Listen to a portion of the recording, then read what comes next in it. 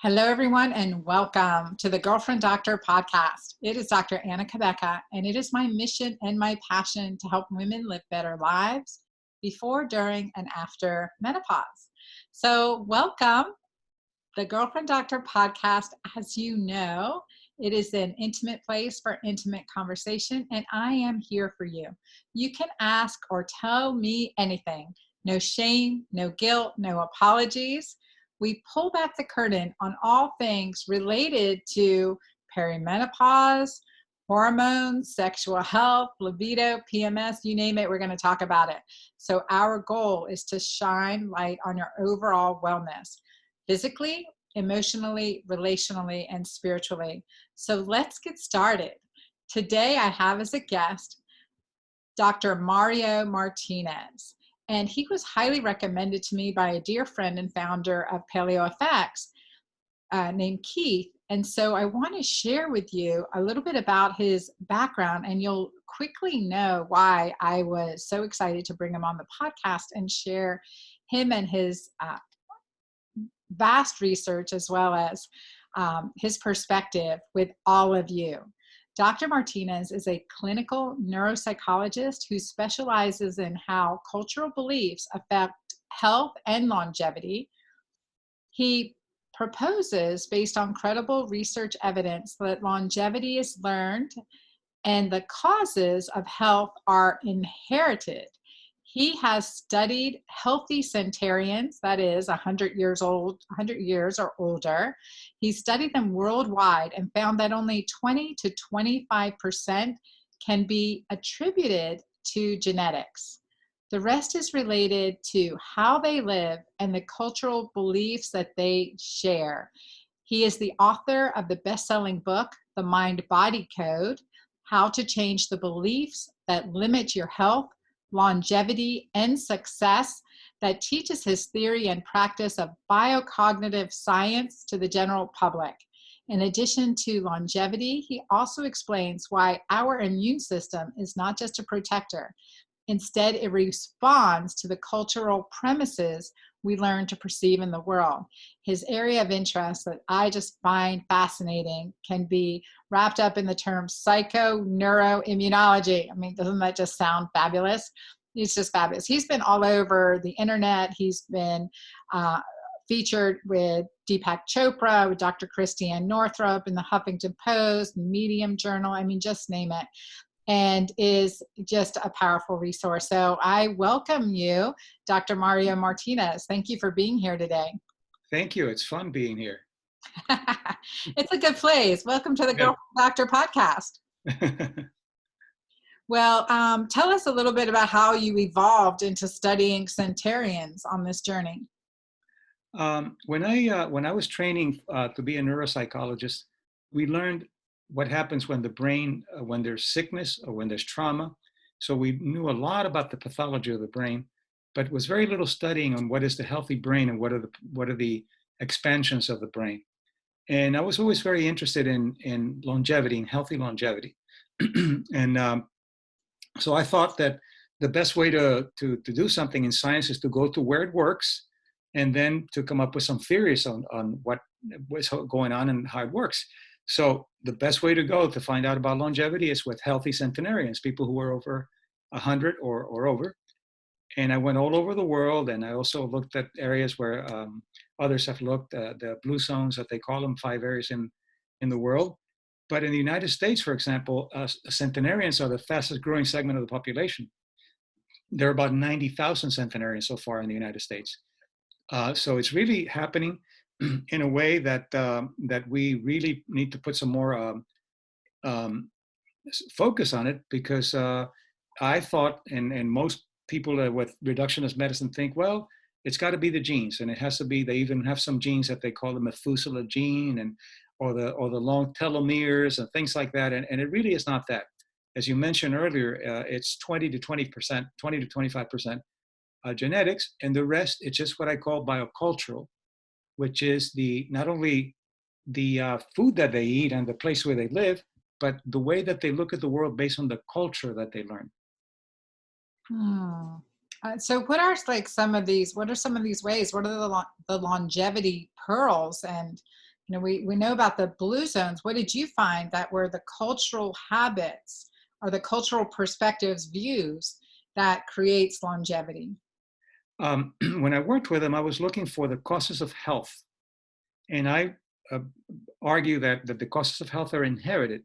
We have over 150,000 years as Homo sapiens with trial and error on how to keep the body healthy, not how to break the body down.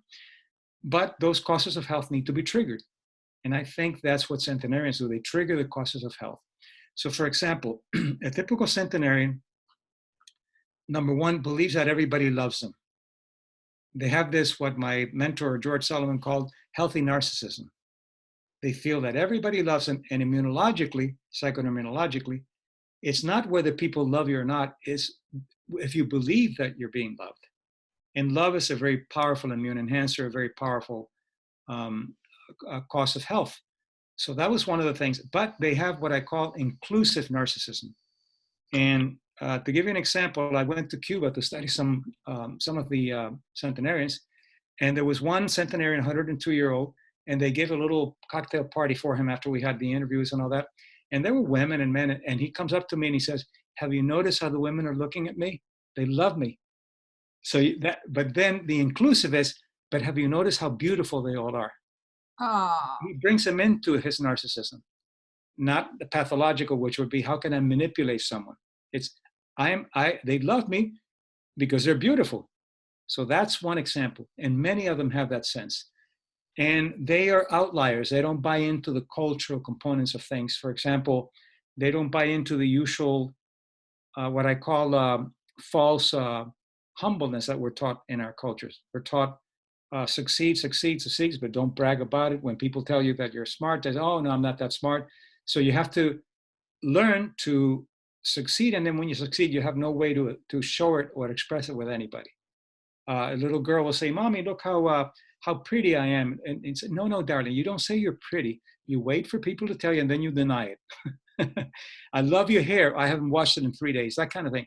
And right. centenarians are not that way. Centenarians, a 101-year-old woman who's very attractive. I said, "You're very attractive." And she said, "Yes, thank you. I've always been very attractive ever since I was a little girl." I love it. So you see, they're outliers. They don't buy into the cultural restraints that actually keep you from thriving and from keeping yourself healthy. Hmm. They don't buy into, I'm writing this down, don't buy into the cultural restraints. And the culture will tell you, and the way that I define culture, because what I'm bringing to psychoneuroimmunology is a new component, is culture anthropology. I think, and I'm creating cultural psychoneuroimmunology, which means that how does the immune system, nervous, and endocrine system respond in a cultural context?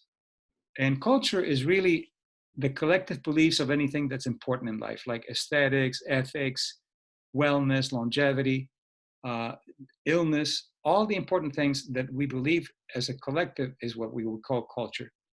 And the way that I look at the brain is cultural, and the immune system responds to the cultural brain. And the uh, the world can be interpreted in many, many different ways, depending on your culture. If it's individualist culture or collective culture. But then what the culture does is it creates a fabric around the world. And what the brain perceives is the fabric that it learned to perceive. So it even goes to the brain. It even goes to the neuroscience. For example, most cultures in the West are individualist. The individual is valued more than the group. In social settings of the Oriental or Asian cultures, they're more collectivist. So, for example, when they do an MRI, a functional MRI, which is it does a scan and it looks at how the brain responds to different things based on blood flow. So, the sense of self is usually around the middle part of the prefrontal lobe and in the insula deeper. But they'll have someone from the US, for example, who's an individualist, and they'll say, "Talk about yourself," and that part activates. And they say, "Talk about your mother, your friends," it goes somewhere else. But if you ask, and you would think, okay, that's a universal neuropsychological process, and that's how it is. But you go to a collectivist culture like Korea, Japan, China, and you ask him, talk about yourself, and that lights up. Talk about your mother, your friends, and it stays there. So it's a collectively learned brain function. And Wow. all of it is that way. Wow. Wow. That's interesting. So it's that inherent wiring of our brain. Like, and we're talking about something I've been talking about a lot lately is post-traumatic resilience or post-traumatic growth. Like, how do some people bounce back after a trauma, and others continue on in victim mode. And so certainly there's some psychoneuroimmunology at play here. Yes, yes. And as you know, the, the post-traumatic stress model, it suggests that what happens is you have a traumatic experience that you can't process at the time. So the brain compresses it and puts it away, and to bring it out later when the trauma is over, but you don't bring it out later because it causes anxiety. So then you have post-traumatic stress and you have all these other things happening. That's the compression. But what happens though is some people who are not as resilient then will use that as a way of dealing with the world and controlling the world. That's the victimhood. And other people want to come out of it and want to be resilient. And in American psychology, there's a lot of work in resilience. But in the French psychology, there's resilience plus thriving. So they look at the thriving component of the resilience. And that usually happens when a person does not adhere to the benefits of being sick, of having the attention of a doctor or the family, or if they say, no, I can't do this because I have post-traumatic or because I was abused or whatever, that gives you a lot of power. So it has a lot of secondary gains. But also something that I don't think most people talk about is that when you have any kind of illness, any kind of disorder, any kind of problem that stops you from being what you could normally do, one is that it allows you to not have to do things that you don't want to do. That's the secondary gain. But the other one that I study more, which I think is more interesting, is what is it that is coming up that's good in your life, but you don't feel worthy of accepting, and you stop it with your illness or you stop it with your disorder. So I think in any healing, whether you do allopathic medicine or any kind of medicine, two questions need to be asked. What could you do if you didn't have this illness that you don't want to do? Then you have to set limits. And what would you like to do that you can't do, but you might feel unworthy of? And it's usually good things. Those two things need to be asked always, because you will find that that is related to the lack of growth. And it's related to what the culture teaches you. For example, some cultures will teach you that 45 is middle age, and after that you go downhill. And that's exactly what happens. Some cultures in Europe, the social services will give you a cane at 55 because they say eventually you're going to need it. And there's a higher level of use of canes because of that. In fact, if you use a cane, if you don't need it, your body will adjust to the cane rather than you to the cane, or the cane to you, and you begin to walk with cane consciousness. Wow. That I mean, it makes sense. I love this. For me, like from post-trauma, understanding also the physiology behind it that allows immunocompromise. So the, cortisol, and then that I would say, from my understanding, cortisol goes up, oxytocin goes down. When cortisol's up too long, PVN of the brain, the paraventricular nucleus of the brain shuts down cortisol. Now you're in this very dangerous disconnect state. Oxytocin's down, cortisol is down, it's burnout, social isolation, depression.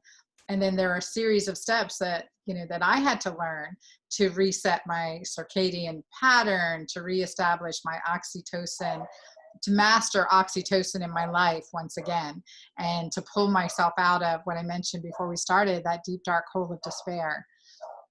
Yes, very much. And as you know, that you're right about the stress hormones, the cortisol and epinephrine or epinephrine, but you actually can do a transgenerational epigenetic transfer.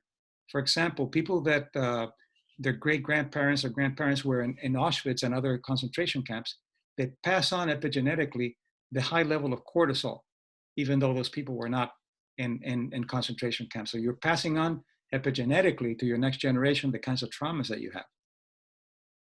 Even to the third or fourth generation. That's right. Yes. And how do we get out of that? Well, there's some methods that I talk about in my books, but basically the idea is that that is a learned process. Even if it's epigenetically learned, that can be unlearned. But you Mm. first have to be aware that that's what you're carrying, and it has to do what in neuroscience they call the default mode. Default mode is the lens that we use to look at the world, and that default mode is learned by your culture, even epigenetically. But for example, if you do a relaxation or some contemplative techniques or whatever, you can get very relaxed. When you come out, you go back to the default mode and you're on alarm again. So the way to change the default mode is to be aware that there are terrains that support default mode and the terrains that don't. But you have to be aware that you're most susceptible to your default mode just when you wake up and just before you go to sleep.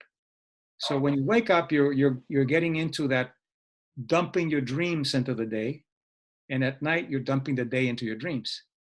So one way to check out the default mode is you wake up in the morning and do a stream of consciousness and find out what kind of things come to your mind, and you'll find some kind of lens there. Like for example, some could be one that you're excited about what's going on for the day. The other one is after you have to be on alarm because some people are out there to get you. Others are to punish yourself. So they have a way of archetypally living it out. And then what happens is that the brain, anything that you repeat, will consider it to be important for survival. If you repeat bad things, there's survival. So then what it does is that cognition will try to confirm what the brain is repeating. And if you have an alarm mindset, you're going to look for alarms throughout the day to support your belief system. And then some studies I do some work with Fortune 100 companies and management, that kind of thing, teaching them these things. And you can put a crisis intervention manager who deals with crisis in a particular department. And within 2 weeks, there's a crisis every day because they create what their brain tells them that is the world. And so learning these things, then there's some techniques that you can do that actually teach you to change the neural maps that maintain that default mode, because it's a network of the prefrontal lobe and the part of the brain that deals with registering anger and fear, and the hippocampus, the amygdala. It's a network, but that could be changed by the work that you do with learning that you have evidence that that's true based on what you believe, right? But you can begin to create some evidence that counters that belief.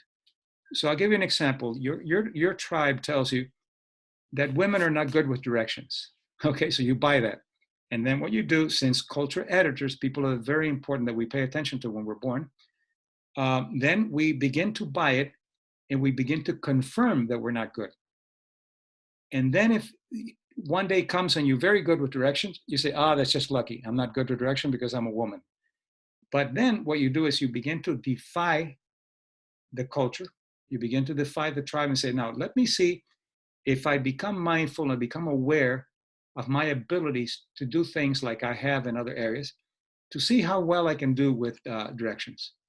And then you begin to look for evidence that existentially confirms that what they were telling you is wrong. Then you begin to create neural maps. But you can't just do affirmations and say, I'm good with direction. No, the brain doesn't work that way. It requires embodying the information and practicing it, so then the perceptual system changes. And then you can defy the tribe and be aware that the co-authors of the tribe and the culture editors of the tribe are still going to persist in seeing you as not being good with directions. So you have to be aware of the dialogue that you're going to have with those people, because they'll say, "Well, you're not good with direction." Well, that's what you think, and I can accept that. But let me tell you, I found some really good evidence that that's not true. Oh no, you're bad with, and then don't argue. Never argue, because you're rerunning old scripts, and you go back into being the little girl.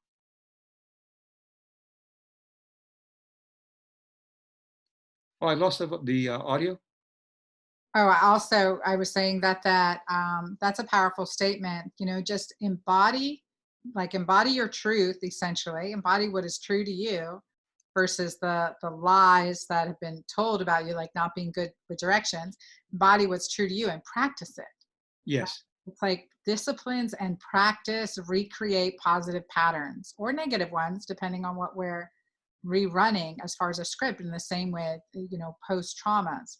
So things that make one person a victim versus another person grow and flourish. I like the word flourish. So Yes. instead of thrive, thrive sounds like I have to work for it, but just flourish is that opening up. So maybe it's more feminine. It's my bias. Well, you have to work for both, but yes, they're both good. They're both good names for it. Yeah. And so centenarian, so as your journey around the world, what are some other right now? Let's step back. And one of the main reasons is what I've seen happening in my community groups and certainly in many of my clients, past triggers and traumas are resurfacing.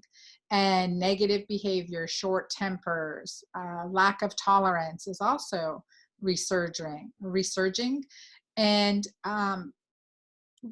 why at this time, and then what do we do, even if we don't need to know why, but what do we need to do as the leaders of our community groups? What do we need to do to further inspire, change that direction, pull them up, pull them out? Well, first, let me give you some good news about centenarians. There was about 3 days ago, there was a report that this 102-year-old woman from Italy beat the coronavirus. And a 95-year-old man from the United States beat the coronavirus. So much for age. It's nothing to do with age. It has to do with the immunological defense that you have. But I think what happens in times of trauma, post-traumatic stress and traumatic kinds of situations are very contextual. If you have a car accident and you have post-traumatic stress and you smell the gasoline from the leaking car, anytime you smell gasoline, you'll have a reaction. So it's a very contextual. So that anytime that there's a trauma, like for example, or a pandemic like the coronavirus and other things, it'll put you into alarm even more than other people if you had other traumas, because the brain is saying, this is the history of what I have from trauma. So let me throw the history in here, even if it's related or not. And the first thing to do is to be aware that it's contextual, and then to be aware that the worst thing you can do during a traumatic situation is panic, because panic is the best friend of viruses or anything else, because it suppresses immune function. And then second, to learn some of the contemplative and meditative techniques that most people do, and begin to look for outliers that are defying the norm. And the outliers that I mentioned today are the 102-year-old woman, the 95-year-old man, which defy the system that says, well, if you're over 65, you're at risk. You're at risk if you're 4, if you have an immune deficiency. There are children that have died already, and half of the people that have been infected or that test positive in New York are under 45. So age is irrelevant. It has to do with the person, the individual. So how do we strengthen our immune system from the perspective of psychoneuroimmunology? Well, I wrote an article. I don't know if I sent it to you that just came out in Medium. I had over 40,000 reads about how to actually increase immunological strength for the coronavirus or any upper respiratory virus. Okay, what we know is that IgAs are the antibodies that fight the upper respiratory viruses. And many years ago, David McClellan, who's a psychoneuroimmunologist, did some research where, very interesting, he had a video of Mother Teresa doing all the compassionate things that she does, or she did. And he measured the IgAs in the saliva. IgAs in the saliva and the blood. And so in the saliva, it's a really good indicator of your IgA population and strength and so forth. And then he had another group where he had them watch the atrocities that the Germans, the Nazis did in concentration camps.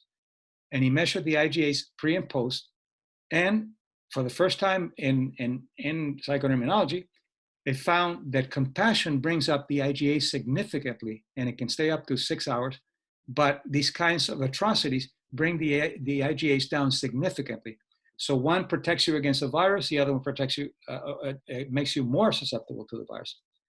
So there've been many, many other studies done after that, and it consistently shows not only IgAs, but interleukins and CTRA and other kinds of things go up when you're experiencing compassion or dealing with compassion. But now there's a study that shows that it's even stronger than watching a video of Mother Teresa if you go into technique, and that's what I talk about in the article, where you do heart breathing, what they call heart breathing. You breathe as if you're breathing from your heart. And although you're not, you pretend, you imagine as if you're breathing from your heart. And you get the brain coherence or coherence between the brain and the heart rate variability in between beats. And that makes you much more susceptible to accepting new information. So that's the first part.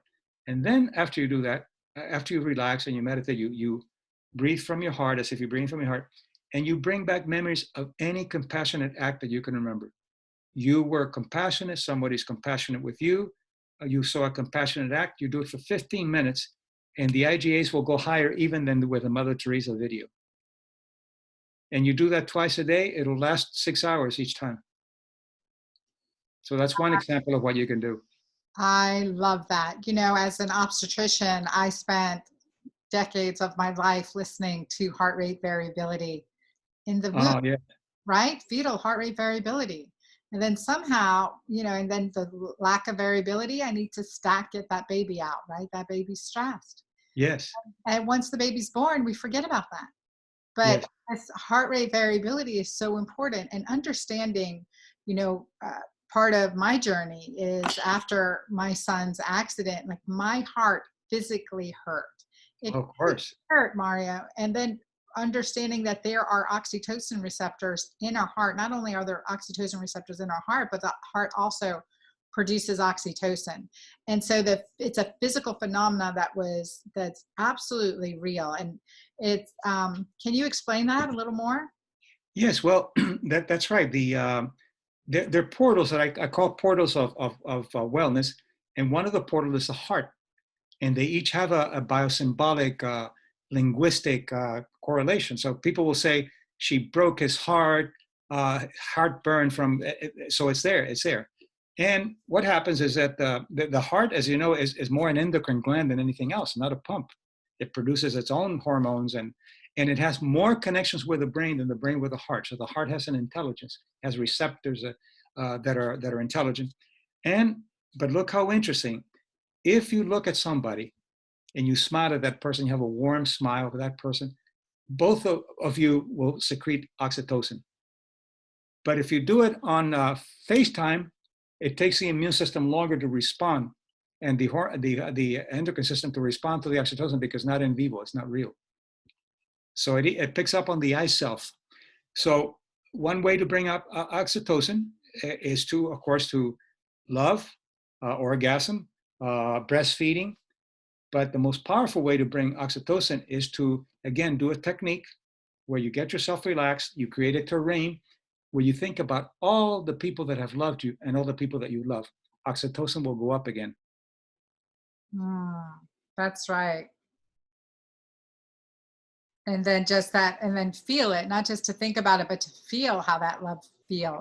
That's extremely important. That's why affirmations by themselves don't work. Mm-hmm. And they have to be embodied, so that, which means that where does it land in my body, and what is the sensation and the emotion that I feel? That's what creates a neuromaps, not just the intellectual.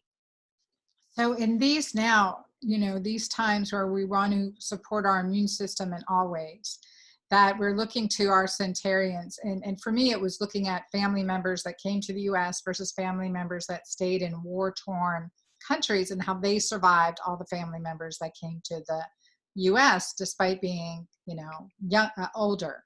And so that was really fascinating to me to see, okay, well, what are the attributes, what's going on besides the polypharma? That was a big one, and something I'm so against.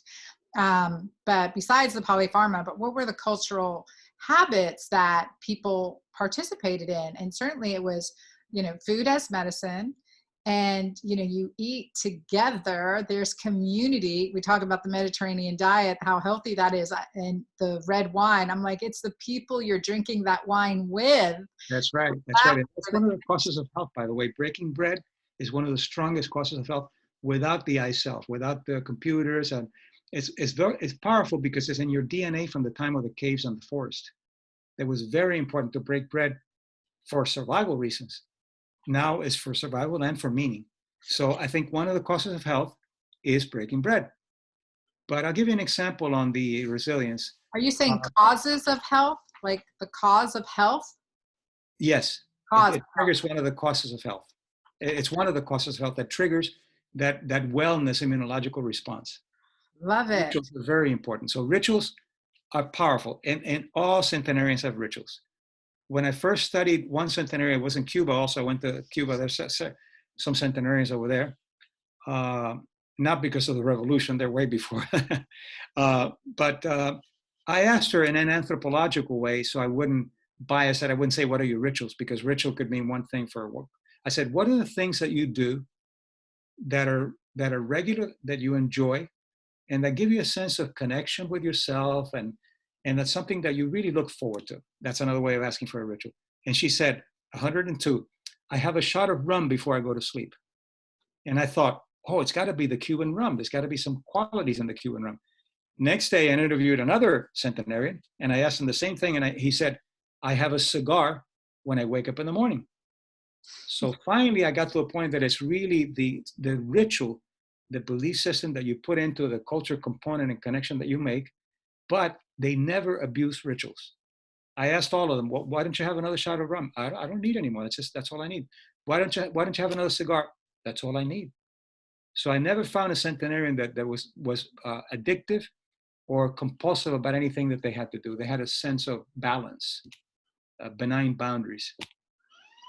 I like it. So you say things you do so the question you ask, what are things you do that you enjoy? Oh, things you do or things you enjoy that is a connection with yourself and you look forward to? Yes. Okay. Yes. And of course, there's a difference between what routines and rituals. Routines are things that you have to do because they have a function. You have to take a shower because you want to smell good and brush your teeth and that kind of thing. But a walk in the park, really not with your phones or anything, but connecting with nature, that is a ritual. A dinner with family is a ritual. Celebrating birthdays with family is a ritual. Even a funeral is a ritual. So these things come from way back, and they have an epigenetic transfer that allows people to then live in the wellness, what I call the centenarian consciousness, when they do those things, when they live like the centenarians. Nice, nice. And what were some other things that you found? The ability to forgive is very important, but to forgive experientially, not intellectually. And it's so important that I have a chapter in my book, The Mind-Body Code, about forgiveness, a whole chapter to explain that it has nothing to do with the perpetrator. It has to do with your interpretation, and it has to be dealt with experientially, not intellectually. That's a really important one. The other one is they have a sense of humor. They all have a sense of humor.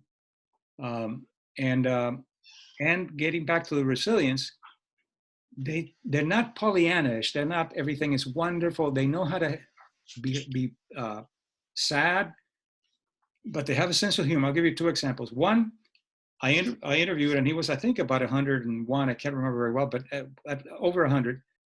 And I asked him about, again, anthropologically, what are the things that have happened in your life that have been challenging lately, anything that concerned you? He said, well, he lost his vision when he turned 100.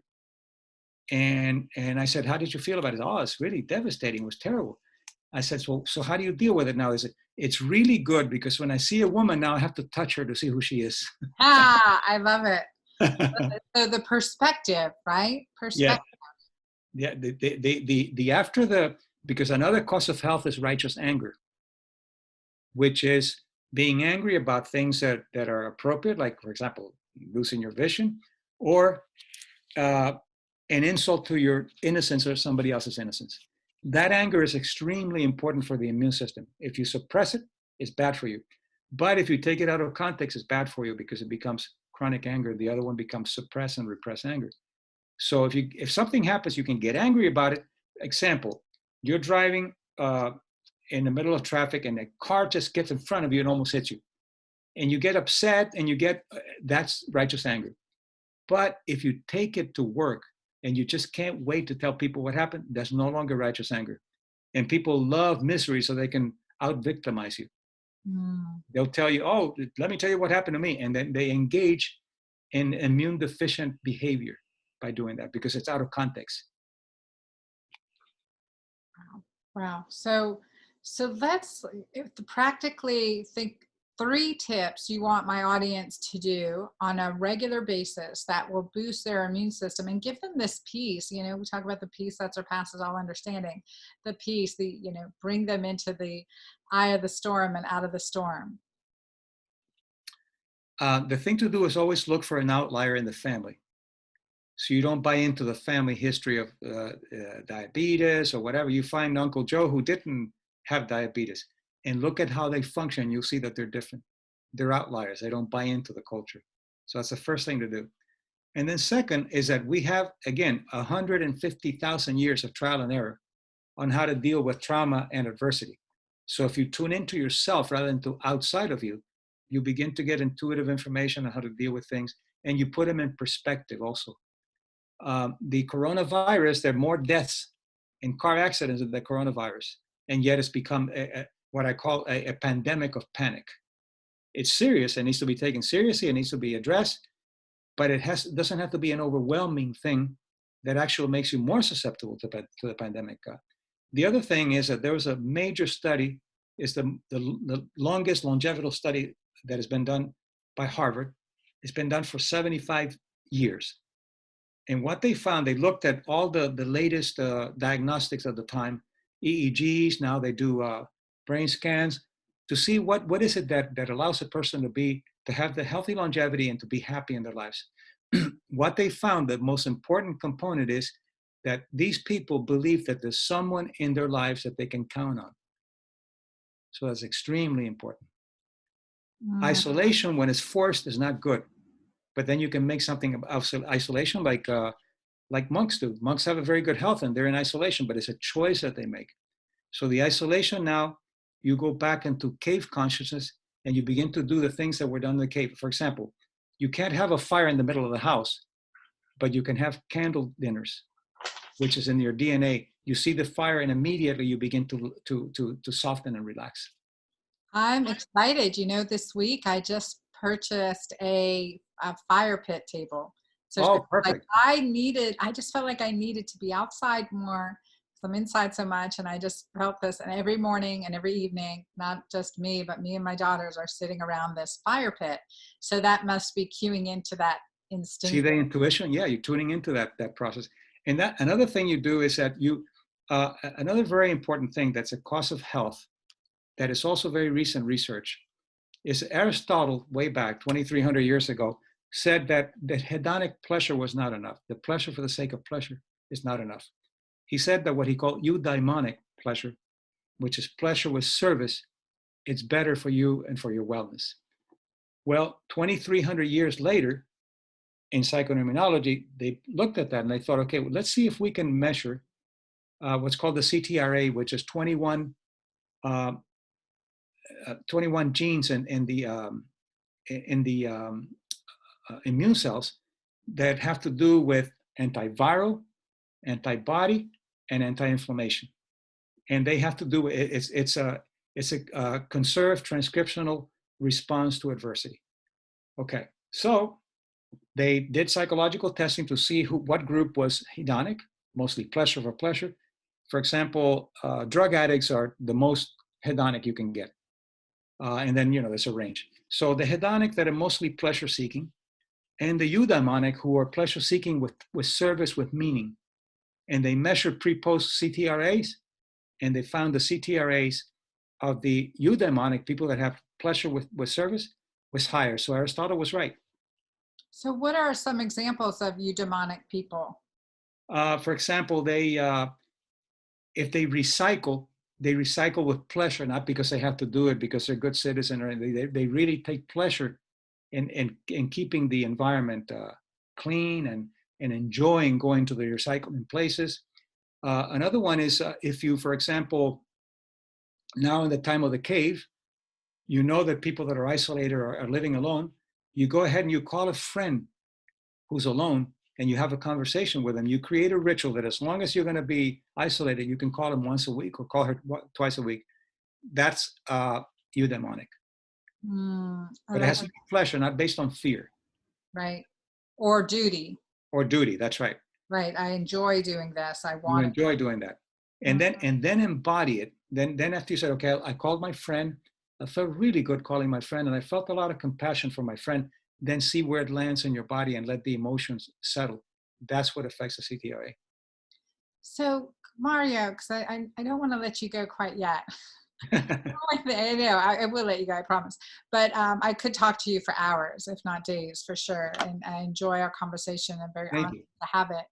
I wonder now what brings up, what is shifting in people where they stop doing activities they usually enjoy during these times of chronic stress?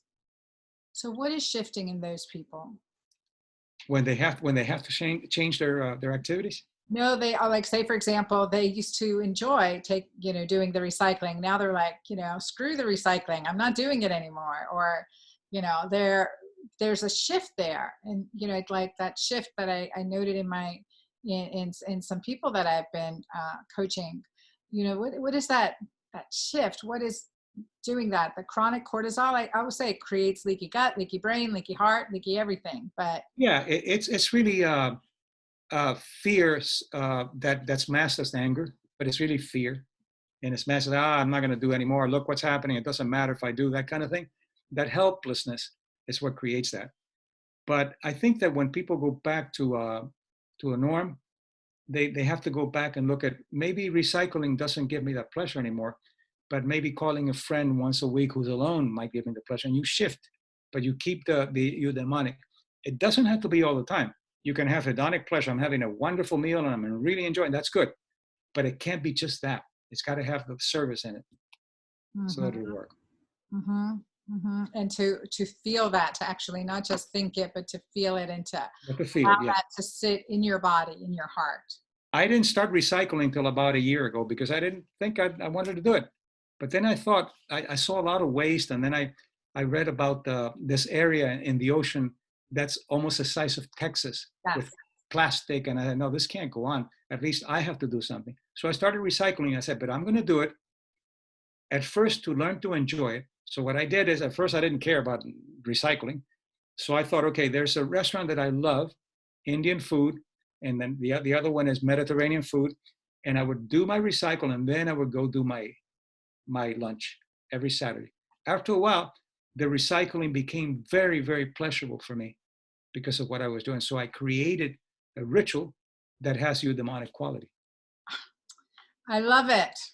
I love it. That's fabulous. So you created so just like we could negatively, Pavlov's dogs, right? You created a positive association with an act, and so that you would do that more.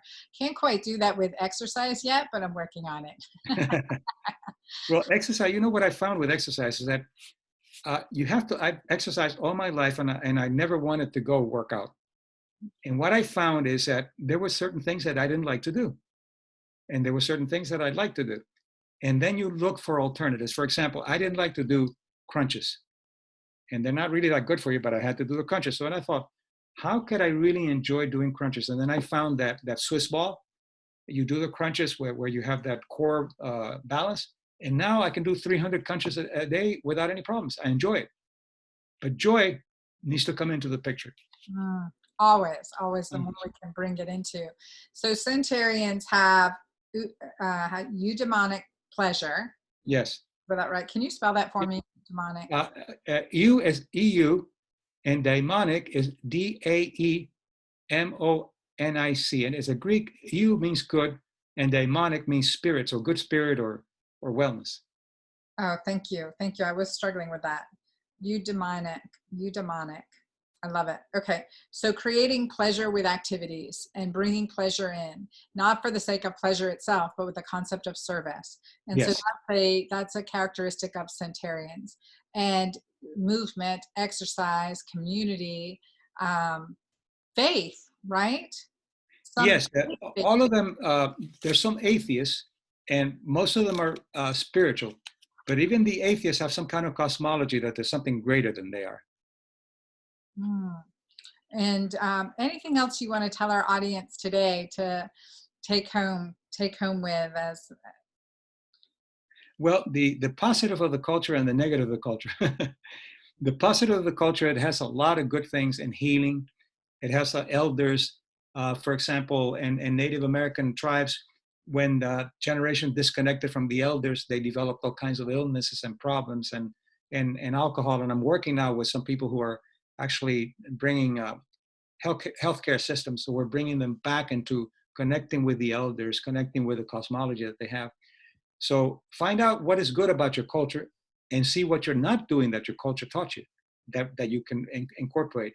But then also look at how your culture limited you and sometimes even berated you and begin to question that. So if you have that, then you create what I call a subcultural wellness, which are hybrids, that you take the best of your culture and the best of your experience and you create something wonderful.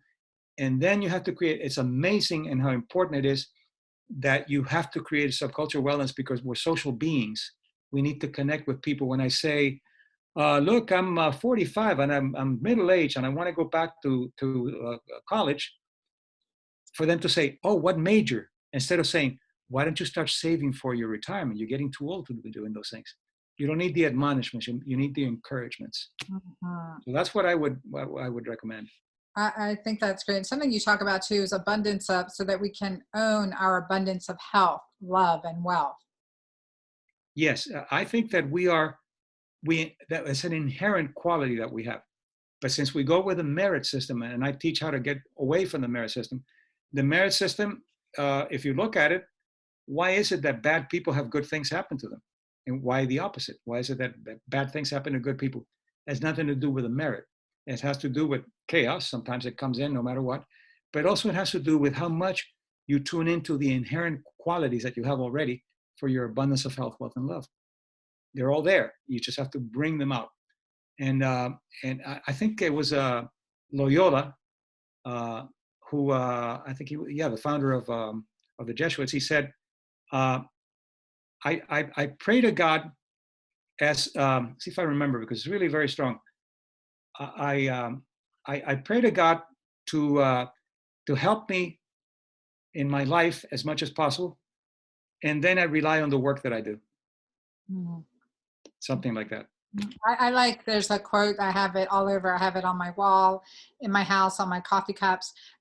It is, she believed she could, so she did. Yes, So yes. I think that's so strong. It's not just about faith, right? It's faith with action. And I Well, think it is, that's, and we tend to humanize things and God and make them a he or a she or whatever. And my favorite mystic, Meister Eckhart from the 13th century, he said, "I pray to God that He rids me of God." So he wanted to get rid of the image that humans create of God, so God would be not this, not that, not the via negativa. So it would be something beyond words, the mm, ineffable. mm, okay. I love that from Leola. Pray to God to help me, then I do what I need to do. Yeah. Right? That's good. Okay. I love these quotes. I've written down pages and pages of information. Mario, tell our audience where they can get your book and learn more about you and connect with you. Well, now definitely Amazon. Don't go to bookstores. Right. And you can look up biocognitive.com. That's my website. And you can also go to, I have a lot of free stuff on Facebook, videos, and my walks that I do, which is my ritual, and I do topics. And that is facebook.com/forward, and then just put mind, body, culture, and there my page shows up.